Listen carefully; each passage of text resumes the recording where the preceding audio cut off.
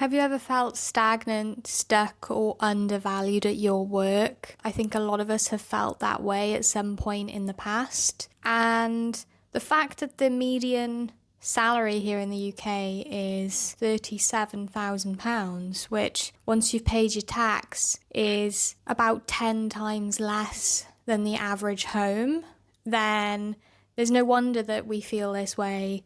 And it's natural to want more and oftentimes to deserve more. Over a 6-year time span, I went from earning 18,000 a year to over 40,000 pounds a year. And these essentially are my own observations and tips and the things that have helped me to progress in my career and in my earning potential. There is no one size fits all approach, but hopefully everybody will at least have something that really resonates with them. Step number 1 is that you need to know your own value. So I just let that sink in briefly. I think it is natural for a lot of us to undervalue ourselves, especially at the early stages of our career, but potentially as time goes on and as we settle into our role and our duty, we kind of lose sight of this ambition and this feeling that we are worth more. And I think having worked for a number of years and known people in other industries as well, I do unfortunately think that it has a tendency to bat you down and to scupper your ambition in some ways. And this is where we really need to look internally and to know that we need to argue our own case. So essentially, a company is going to pay you what they can get away with paying you. So definitely know your value. When I was starting, I probably shouldn't have accepted 18,000 a year, but I lacked confidence and I was honestly just looking for anybody to give me the opportunity for a full-time office job. But obviously, as time told, it was not the be-all and end-all, and I was able to prove myself out of that position over time. Something that you can do to really aid you in this is to do your research, figure out from other sources. You can look on Glassdoor, LinkedIn, general internet search, specific industry databases to see what others in your role command salary-wise. You can talk to your colleagues, you can talk to your friends. Just know that knowledge is power, and the more that you know about what you are worth, the better chance that you have of actually obtaining a competitive rate. And also, there will be more on this in future tips, but definitely keep track of any notable achievements that you make along the way and have that to draw upon so that you are ready and equipped to argue your case for why you are worth more. Step number 2 is to find a career rather than just a job. So I had my own sort of definition, if you like, when I started work, and I really wanted to make sure that I got into a career job. For a while, I didn't know if the industry I was in even met that criteria. So what did I do? I looked around me. I looked for people who had been promoted or had pay increases recently. And something to note here, that it's not necessarily an industry problem. It might just be a company problem. So have a look for different businesses that offer similar services or that hire similar people with your skill set first to see if there are longer term progression and growth opportunities that way. If no luck, then maybe your best bet is a career change, and then you can look into industries that have great career and long-term growth potential. So a lot of the popular industries right now, you've got technology, but also there's project management, there's all sorts of things. It could be teaching, whatever sort of skill set that you feel that will be well suited to you and that you will actually enjoy in the long run. Because if you're thinking career job, you're not thinking necessarily short term, you're thinking, I will be able to put time into this. And for my own example, I worked in market research. The first company that I worked for, there really didn't seem to be that much potential for growth. And generally the attitude was that nobody was getting bonuses, very few people were getting progression opportunities. And so I ended up looking both into other industries and into other jobs.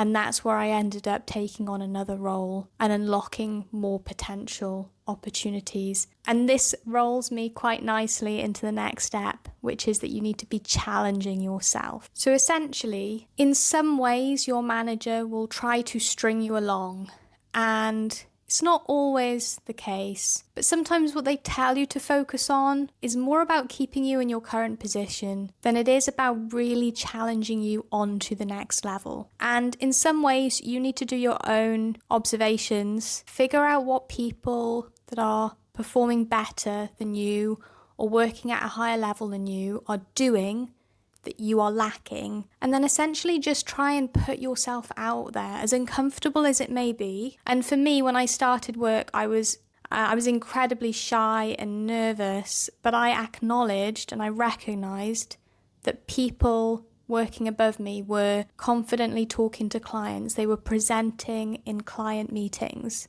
They were delivering presentations. So for a long time, that is where I focused my efforts. And I also made sure to work for companies where I knew they would be giving me those opportunities. So in some companies, you may find that there aren't very many opportunities to do the higher level work. But just rest assured, if you pick a job in another company, chances are that they will be looking for people to stretch themselves, and they will be more than happy for you to do that if it means freeing up their time. In some ways, it depends on the dynamic of the business, and you need to make sure that you also strategically look for roles that are going to stretch you rather than sticking with the status quo and going with what is easy. Equally, if you've picked a job where the bulk of it can be learned in, say, a month or so, then, and you're not constantly challenged and you're not constantly upskilling, then it's just going to be very difficult for you. And while I don't necessarily believe that this is always fair,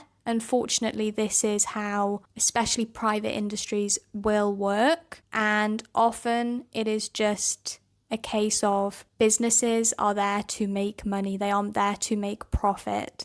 And in some industries, the reality is that this does mean working over and above your hours. And honestly, that is something to consider as well when you are looking for more money. It does often equate to more hours worked. I know that certain industries pay extremely well, but you do have to question as well, like, how much of a sacrifice are you willing to make for that money?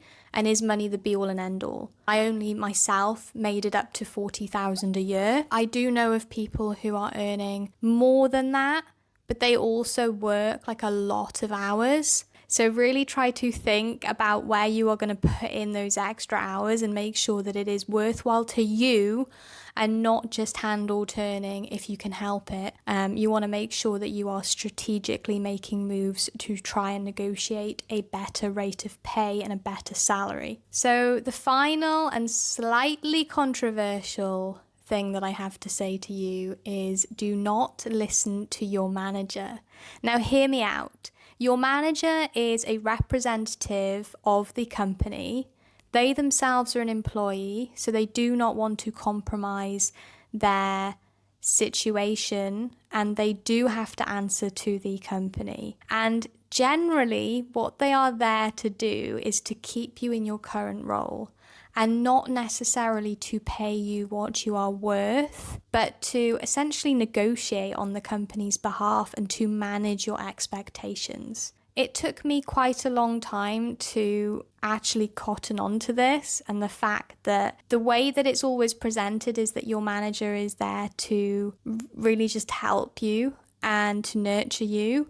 But you do also have to be mindful of the way that businesses work. And of course, the way that the business makes money is by paying you less than the profit that you make them. So if an organization were to employ people at their true value, then there wouldn't be any margin in there for them to make money, and therefore they would very much struggle to be a successful business. And so there is always this little bit of a game going on where you have to be your own advocate and you've got to believe in yourself, and you cannot just take your manager's word for it. If your manager says there is no room in the budget for a pay rise this year or anything above what they have deemed available, then it might not be true.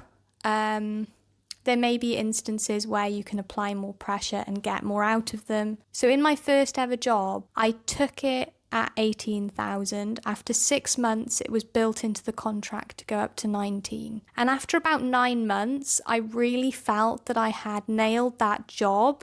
It was a research assistant role, by the way, and oftentimes graduates didn't even need to start at that level. They could start at the one above. So I did feel after 9 months, I was very much ready to get on to the next level. I essentially had the conversation with my manager, who was sort of telling me that they needed to run it past upper management, they needed to speak to head office, they needed to essentially ensure that the funds were there to kind of like help process any promotion opportunities and any pay rises that would go with it. So I kind of went with that, and essentially what it came to a year after taking me on. That was really when they were willing to have the conversation during my annual appraisal. And basically how that went down is I had the conversation. They said, we're thrilled to be offering you this promotion, and as a result you're going to be on £21,000 a year. And actually for me personally, having done my research, I was honestly quite disappointed with the outcome. I had seen that I would be worth more and that the market value was higher. And so I came back straight away and I said, well, thank you very much. I'm pleased that you recognize what I'm bringing to the company. However, that salary is lower than really what I was looking for. And amazingly, I think it was very quick that they then had their own private discussion and came back to me with a counter offer of £23,500. So it just goes to show that when they are pushed to it, they do often have more wiggle room, and that was quite eye-opening for me. Ultimately, it left me with a slightly sour taste, and I ended up taking another job, but to go to a company where I could see that I had more clear growth opportunities. But, it's almost like that situation where I felt like I was being taken advantage of. I don't think that is in any way outside the norm. I think that is just how things are, and unless you are savvy and you're willing to argue your case, then you're probably not going to get given anything. So really this rounds up into the last kind of key step that I have, is to just take ownership of your own career progression and try to make sure that every job that you go for here on out is going to give you something back. You know what you're giving to the company. You know that you're giving your time, your energy, your efforts. Oftentimes you're probably over-giving compared to what you would like to do, especially if you're in one of these types of jobs that I have experienced myself. So certainly think about you, and certainly make sure that whatever you are doing also corresponds to your own bigger career aspirations. And it isn't purely about pay, it's partly about pay, and it's also about you making sure that you accrue the skills and the confidence that you need to go out and land that higher paying role. I promised a bonus at the end, and this bonus is actually a freebie, which is a summary of all of the steps that I have spoken through today, and also my own CV template. So this is the very same template that I used when I went for my most recent job. So definitely check that out. You can download both of those documents for free. And I wish you every success in earning more money. And I very much hope that when you do earn more, that you are very mindful of how you spend that money. So I have a couple of very exciting videos that you could very well check out, which is all about budgeting and also about investing. So thank you very much. Hope to see you in the next video. Bye.